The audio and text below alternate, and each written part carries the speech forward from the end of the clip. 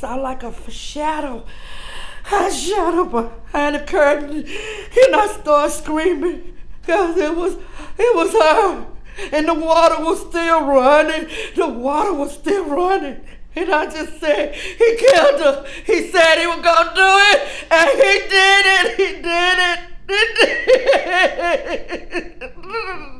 On the morning of August 17th, 2012, in a quiet neighborhood in South Dallas, Texas, a 32-year-old mother of two named Deanna Cook picked up her phone and dialed 911. For 11 minutes, an operator listened as Deanna screamed for her life inside her own home on Deerpath Drive.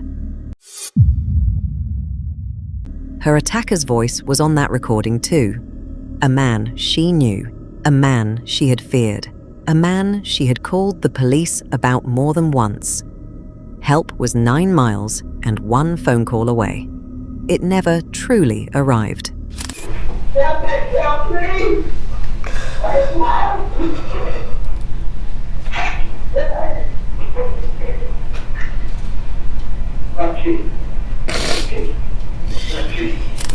Officers came, knocked, looked through the windows, and drove off.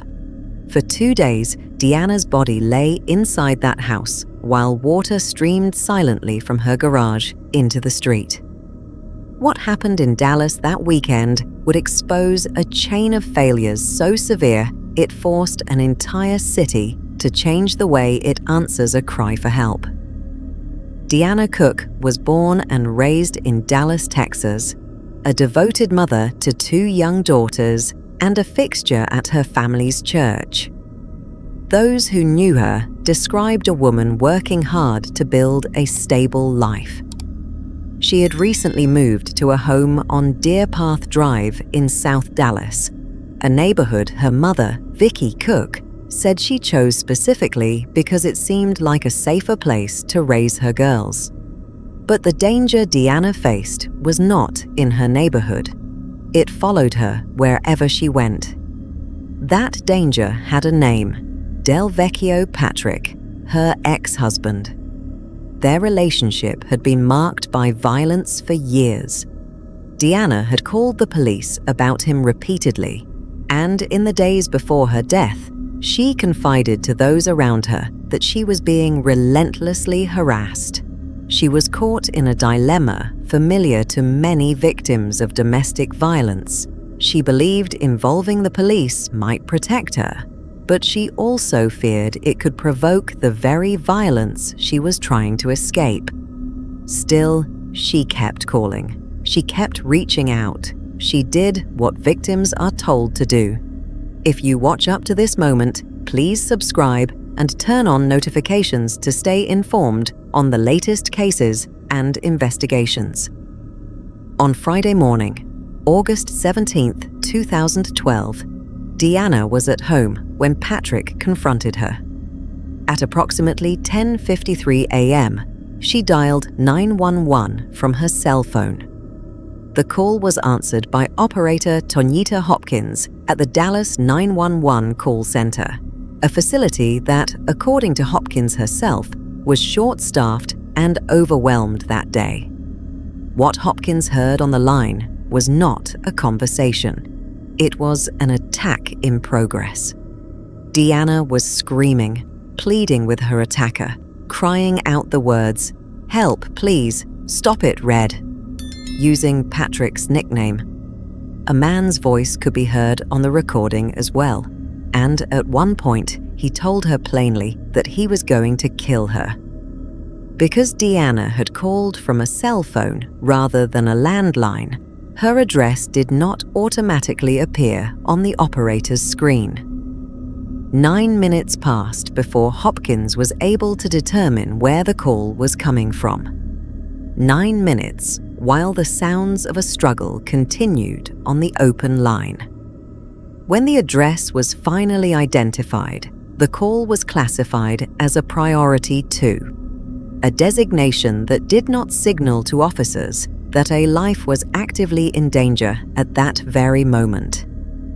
Hopkins added the word urgent to her report to dispatchers, But the classification itself remained a step below the highest level of response. At 11:04 a.m., the line went silent. 2 Dallas police officers were dispatched to the home on Deerpath Drive, but their response reflected the priority level they had been given, not the reality of what was happening inside the house. On the way to the call, the officers stopped to purchase snacks. By the time they knocked on Deanna's door, roughly 50 minutes had passed since her call began. When no one answered, the officers walked the perimeter of the house, looked through the windows, saw nothing they considered actionable, and left. They did not force entry. They did not contact the 911 center to ask what the operator had heard on the call. They simply drove away. Inside that house, Deanna Cook was already dead or dying. What followed was a weekend of silence that Deanna's family immediately recognized as wrong. Deanna spoke to her mother every single day. It was a routine as reliable as the sunrise. When Friday's call never came and Saturday passed without word, the family's worry hardened into dread. On Sunday, August 19th, when Deanna failed to appear at church, her mother, sister, and daughters drove to the house on Deerpath Drive to check on her. What they found confirmed their worst fears before they even reached the door.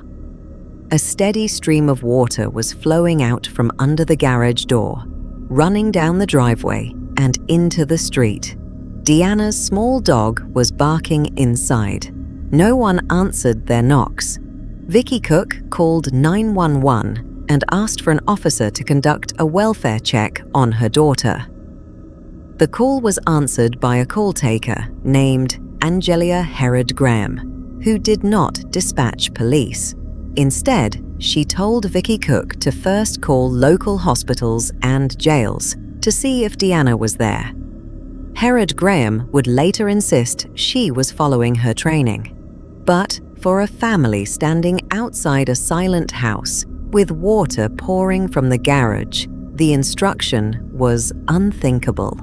So the family stopped waiting for help. They broke into the home themselves.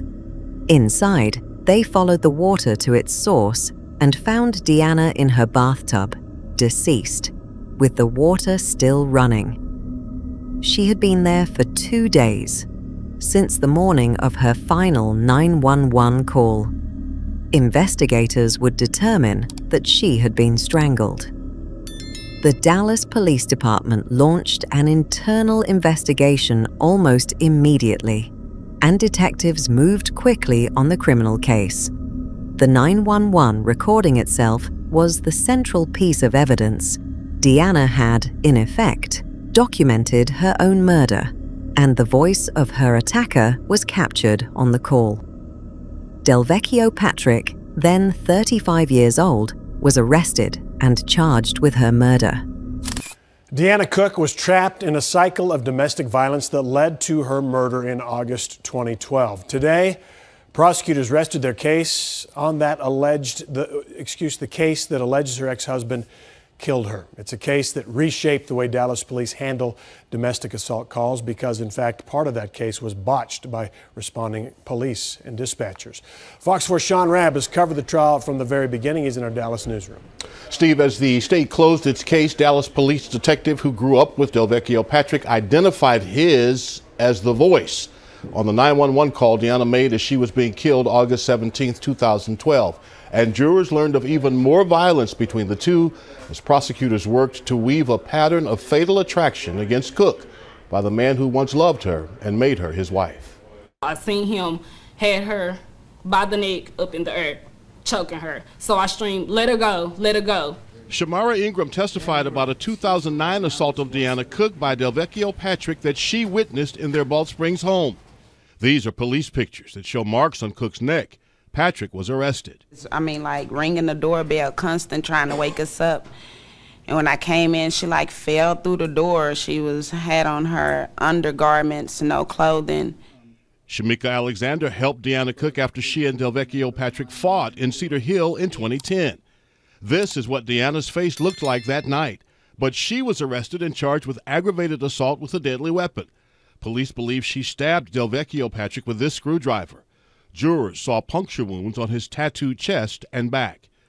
Earlier, prosecutors attempted to place Deanna Cook's cell phone in Delvecchio Patrick's custody August 19th, 2 days after her murder. Calls were made to her cell phone from Patrick's father's house, but the cell phone tower that picked up the call was just north of his home. Defense attorneys argued the call could have actually come from miles away and landed on that tower. They were in Dallas, and they were in southern Dallas County, and it hit off that particular tower. Dallas detective Derek Cheney, who grew up with Patrick, was called to verify his childhood friend's voice, first in a jail phone call. We don't have no idea of nothing. He wasn't doing with nobody. Cheney verified the voice as Delvecchio Patrick's, and when Deanna's fatal 911 call played again in court, Cheney was asked to authenticate the man on the call, telling Deanna, "I'm going to kill you." Whose voice is it? It's his defendant. It's Delvecchio Patrick? Yes, sir. Now, jurors heard of other incidents between the two, and they heard a 911 call from Deanna Cook 1 day before she was brutally murdered, asking police to pick up Delvecchio Patrick because he was lurking around her house and threatening her. Court resumes tomorrow morning. The defense will either present a case or rest, and then the trial phase will move to closing arguments. Steve? Okay, Sean, thanks. Given the recording, the history of violence between them, and Deanna's own words on the line, the case against him was direct and damning.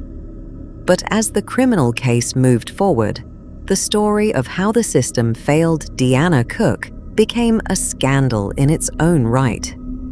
When details of the 911 call and the police response became public, outrage swept through Dallas. Then Police Chief David Brown and Dallas Mayor Mike Rawlings publicly apologized to the Cook family, acknowledging that the system had failed her. Protests and rallies followed. Within days of her death, the department created an entirely new call classification, a top priority designation for calls involving serious bodily injury or death, designed to ensure that officers in the field would understand when a caller was in immediate, life-threatening danger. The consequences reached the individuals involved as well. Angelia Herod Graham, the call taker who told Deanna's mother to phone hospitals and jails, was fired. The department noted she had previously mishandled 2 other calls, including failing to report an assault on a police officer and disconnecting a caller who was trying to report an armed man outside her home. Herod Graham appealed her termination, arguing she had been made a scapegoat and had only done what her training required. But in February 2013, a civil service board upheld her firing. Another 911 employee was disciplined. Tonyita Hopkins, the operator who took Deanna's final call, later spoke publicly about the overwhelmed, understaffed call center she worked in that day. A portrait of a system stretched past its limits. Grisly crime scene photos will be what many people remember about this, the second day of the Delvecchio Patrick murder trial. Patrick accused of killing his ex-wife Deanna Cook. The botched handling of her 911 call led to changes for the 911 dispatch center and how Dallas police handle repeat domestic violence offenders. Fox 4's Sean Rabb reports on today's testimony that sent some family members rushing to leave the courtroom. Upon entry, everything looked normal. Stanley Bryant was the first Dallas police officer to arrive on the scene and go into Deanna Cook's home August 17, 2012. Crime scene pictures show an organized, clean home, except for water throughout. A bedroom door that appeared forced open that revealed a room that did not look like the rest of the home. I could tell it appeared that a disturbance had occurred because beds were pushed, things were disturbed all throughout that room. Then Bryant went into the bathroom. We won't show you those hard-to-watch images. He saw Deanna Cook's body. She was face down in the bathtub with her feet hanging out. This is how Delvecchio Patrick looks today, but in 2012, he was bald. Cook's neighbor, Dennis Williams, testified he saw Patrick mid-morning outside the home the Friday she died. Prosecutors asked Williams to point him out in court. Is he in here today? If he had a bald head, I would say that's him. But like I say, he looked totally, with the hair grown. So that makes him look different. Deanna Cook had the drug PCP in her system when she was killed, but experts could not pinpoint when it was ingested. Defense attorney Bruce Anton argued it could have contributed to her death. Possibly could be days, possibly could be weeks, but I think that there's no way to truly know when the last time it was she used. And Cook's blood alcohol content was .099, though the toxicologist testified that could have come from decomposition of the body. Notably, Delvecchio Patrick's DNA not found in or on Deanna Cook, a fact certainly to be explored by the defense, began laying the groundwork in opening arguments that someone other than Patrick is to blame for her murder. Sean Rabb, Fox 4 News. Deanna's family also took the city itself to court. They filed a federal lawsuit alleging that Dallas maintained inadequate operations, insufficient staffing, poor training, and flawed procedures for handling 911 calls. The suit went further, arguing that Deanna's call was treated with less urgency because it was a domestic violence call from a less affluent neighborhood, a claim the family framed as a violation of her constitutional right to equal protection. 2.5 years after Deanna's death, Delvecchio Patrick stood trial for her murder, having pleaded not guilty. His conduct in the courtroom stunned observers. When one of Deanna's young daughters took the witness stand, Patrick raised his middle finger at her. While awaiting trial, he had a tattoo of Deanna's face inked onto his body, an act her family found chilling beyond words. And when prosecutors played the full 911 recording in open court, Vickie Cook sat on the witness stand and listened to her daughter's final minutes, including Patrick's voice taunting her on the call. Throughout the proceedings, he showed no remorse. Hello and good evening. The murder trial of a man named Delvecchio Patrick opened today in Dallas with some gut-wrenching testimony and jurors listening to some haunting 911 calls. Yeah, and this case actually changes the way that Dallas handles 911 domestic violence calls. For the first time today, we heard Deanna Cook begging for her life while being attacked, and she was actually on the phone with dispatchers at the time. Fox 4's Sean Rabb has more on this gripping testimony. First here at 6. Sean. Hey, defense attorneys declared Delvecchio Patrick did not kill his ex-wife, Deanna Cook. Prosecutors told jurors much about this case would make them angry. But now, they said, now was the time to focus on Delvecchio Patrick and what he's accused of. We simply cannot broadcast for you most of Deanna Cook's 911 call. Simply too graphic, too disturbing. The small part, though, that we will play, we warn you now, is not for the sensitive. How would you describe their relationship? How were they together? Rocky. Vickie Cook, Deanna Cook's mother, told the court how her daughter and Delvecchio Patrick would not just argue, but fight, and how both had injured the other in their 4-year volatile relationship. Delvecchio Patrick sat in court with a full head of hair, braided, a different look than when he was arrested, back then bald. Vickie Cook testified to what she and her other daughters found when they went to Deanna's home. When Carlita kicked the door in, the smell hit her and she just turned and ran. And I went in and the water, like it was so high, it was covering my feet. Vickie Cook made her way through the house to the bedroom and then opened the door to Deanna's bathroom. I saw like a shadow behind the curtain, and I started screaming because it was her, and the water was still running. And I just said, he killed her. He said he was gonna do it, and he did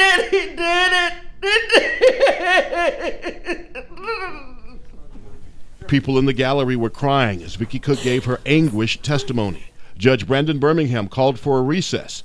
Delvecchio Patrick sat, showing no reaction to what she described.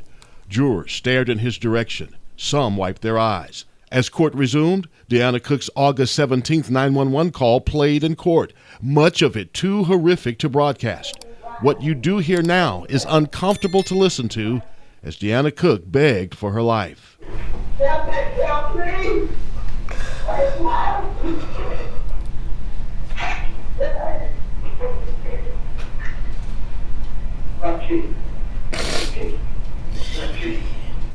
Asked by prosecutor Trey Stock if she could identify the male voice on the call, Vickie Cook extended her arm and glared at the defendant. Now, we also heard testimony today from a police officer first assigned the call. Detective Julia Menchaca explained she did not receive enough emergent information from dispatchers to justify kicking in the door to Deanna Cook's home, and that she saw nothing out of place when she arrived there that Friday, August 17, 2012. Delvecchio Patrick could get life in prison if convicted. Testimony continues Tuesday. So hard for that family. Sean Rabb, thanks for bringing us the story. Okay. The jury convicted him, and Delvecchio Patrick was sentenced to 85 years in prison. A Dallas County jury found Delvecchio Patrick guilty for murdering his ex-wife. That decision came in late this afternoon. In 2012, Deanna Cook was murdered while she was on the phone calling for help. She'd called 911. Fox 4's Sean Rabb has been in the courtroom the entire trial. Sean is in with more on the reaction to the verdict. Sean. Yeah, Steve, 3 hours and 20 minutes. Jurors deliberated before returning that guilty verdict. There was a lot of emotion in the courtroom, but the judge admonished everyone not to cry out, not to scream, not to react in any way when the verdict was read. And as soon as that guilty verdict was pronounced, people began spilling out into the hallway. And as you can imagine, the emotion spilled out there as well. Want to show you the reaction to Vickie Cook, Deanna Cook's mother, in that hallway right after the verdict was announced. Thank you, Jesus. Thank you.